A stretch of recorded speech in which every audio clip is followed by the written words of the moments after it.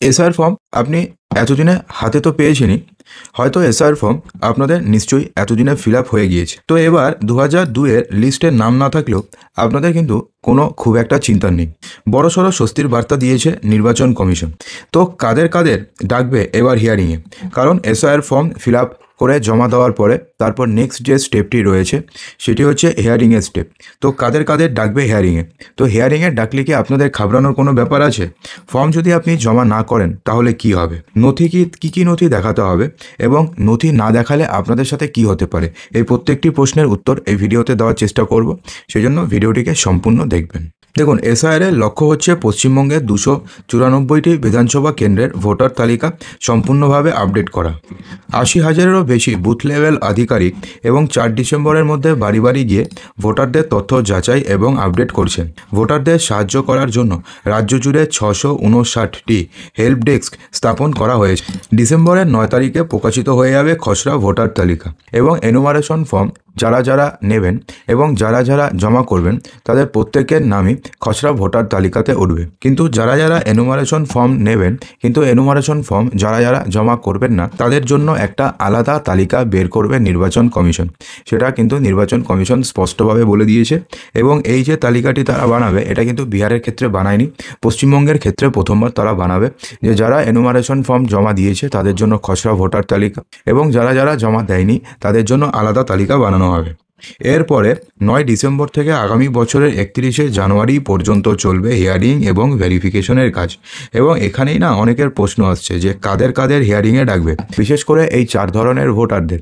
বিশেষ করে এই 4টি ভুল যদি আপনি করেন তাহলে কনফার্মড যে আপনাকে হিয়ারিংয়ে ডাকবে।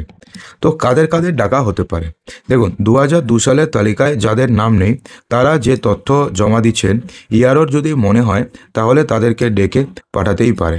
তখন ওই 11টি নথির মধ্যে একটি নথি দেখাতে হবে। কী 11টি নথি অলরেডি আমি বহুবার বলেছি, তাও ভিডিওর লাস্টে আপনাদেরকে সংক্ষেপে জানিয়ে দেবো, ঠিক আছে? অর্থাৎ 2002-এর তালিকায় যাদের নাম নেই তাদের যে কাউকে যদি মনে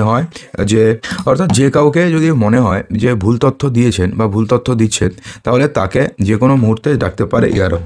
এছাড়া 2002-এর তালিকায় যাদের নিজেদের নাম নেই এবং পরিবারের কারোরই নাম নেই তাদের হিয়ারিংয়ে ডেকে পাঠাবে কমিশন। সেখানে বৈধ ডকুমেন্টস হিসাবে আধার কার্ড ছাড়া বাকি 11টি নথির মধ্যে একটি বৈধ নথি দেখাতে পারলেই এসআইআর-এর ফাইনাল লিস্টে নাম উঠে যাবে ওই ব্যক্তির। অর্থাৎ যাদের 2002-এর তালিকাতে নাম নেই এবং যাদের 2002-এর পরিবারের কারোর নাম নেই তাদের হিয়ারিং কিন্তু হবেই। অর্থাৎ প্রথম কেসে হিয়ারিং হওয়ার সম্ভাবনা রয়েছে কিন্তু দ্বিতীয় কেসে হিয়ারিং হবেই হবে। অর্থাৎ যারা রয়েছে যাদের 2002-এর তালিকাতেও নাম নেই এবং কেউ রয়েছে তাদের পরিবারের কারোর নাম নেই তাদের হিয়ারিংয়ে ডেকে পাঠাবে কমিশন। এবং সেক্ষেত্রে 11টি নথির মধ্যে যে কোনো একটি বৈধ নথি দেখাতে পারলেই তাদের নাম ফাইনাল লিস্টে উঠে যাবে।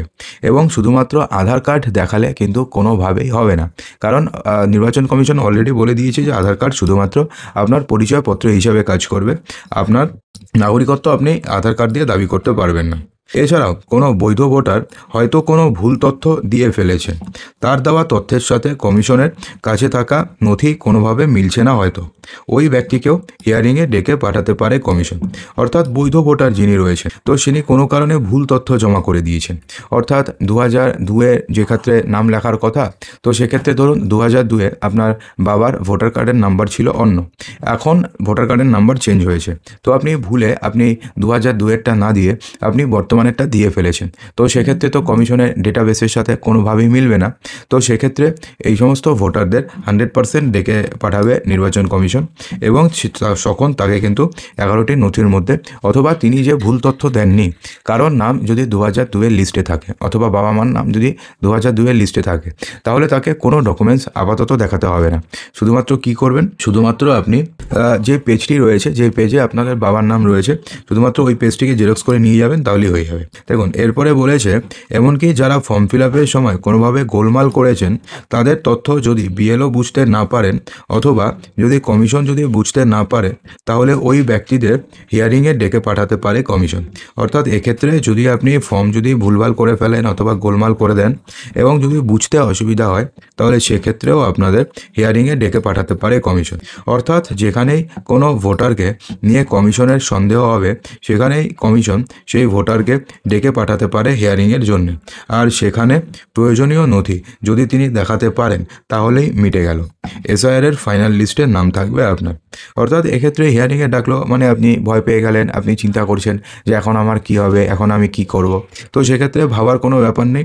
যদি আপনি সমস্ত প্রয়োজনীয় নথি যদি ঠিকঠাক দেখাতে পারেন তাহলে মিটে গেল, এসআইআরের ফাইনাল লিস্টে আপনাদের নাম উঠে যাবে। সেক্ষেত্রে আপনাদের ঘাবড়ানোর কোনো ব্যাপার নেই।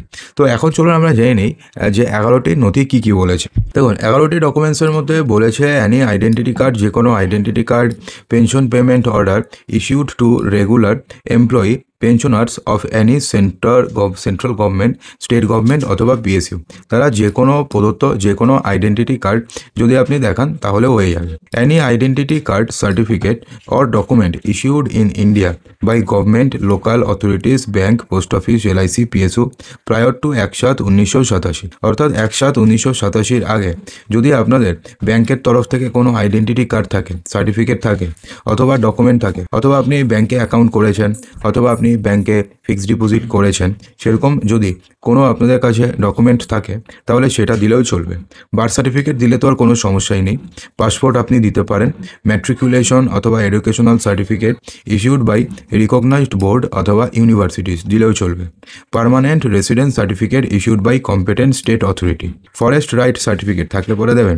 এসসি, এসটি অথবা OBC or any caste certificate issued by competent authority, অর্থাৎ যে কোনো কাস্ট সার্টিফিকেট দিলেও হয়ে যাবে। National register of citizen wherever it exist.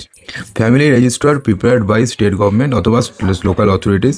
Annie land or house allotment certificate by government. দেখুন এই যে 11টি ডকুমেন্টস রয়েছে না, এই 11টি ডকুমেন্টসের মধ্যে যে কোনো একটি ডকুমেন্টস যদি আপনি দেখাতে পারেন তাহলেই হয়ে যাবে। তো এখন ব্যাপারটি হচ্ছে কারোর জন্ম যদি 1987 সালের আগে হয়, 1987-এর যদি আগে হয় তাহলে সেক্ষেত্রে কি করবেন, তাহলে সেক্ষেত্রে এই 11টি ডকুমেন্টসের মধ্যে শুধুমাত্র আপনার যে কোনো একটি ডকুমেন্টস দেখালেই চলবে। যদি আপনার জন্ম 1987 থেকে যদি আপনার জন্ম 2004-এর মধ্যে হয় তাহলে সেক্ষেত্রে 11টি ডকুমেন্টসের মধ্যে যে কোনো একটি ডকুমেন্টস আপনার দেখাতে হবে এবং একটি ডকুমেন্টস আপনার বাবার অথবা আপনার মায়ের, দুজনের মধ্যে যে কোনো একজনের 11টি ডকুমেন্টসের মধ্যে যে কোনো একটি ডকুমেন্টস দেখাতে হবে।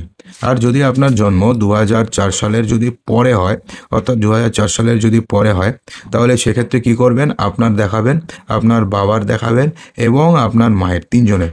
2004-এর আগে 1987 সালের পরে হলে আপনার বাবার অথবা আপনার মায়ের, কিন্তু 2004 সালের পরে যদি আপনাদের জন্ম হয় তাহলে সেক্ষেত্রে আপনার বাবার এবং আপনার মায়ের বৈধ সার্টিফিকেট, যে 11টি ডকুমেন্টের কথা বলেছে সেই 11টি ডকুমেন্টসের মধ্যে যে কোনো একটি ডকুমেন্টস আপনাকে দেখাতে হবে। এবং আপনি যদি দেখাতে পারেন তাহলে সেক্ষেত্রে আপনাদের কোনো চিন্তা নেই, খসড়া ভোটার তালিকা এবং মেইন ভোটার তালিকাতে আপনাদের নাম উঠে যাবে। তো বন্ধুরা, আশা করব যে ভিডিওটিতে আপনাদের সমস্ত কিছুই সঠিকভাবে বোঝাতে পেরেছি। যদি ভিডিওটি আপনাদের ভালো লেগে থাকে তো ভিডিওটিকে লাইক করবেন, ভিডিওটিকে বন্ধুদের মাঝে প্রচুর শেয়ার করবেন, চ্যানেলটিকে সাবস্ক্রাইব অবশ্যই করবেন।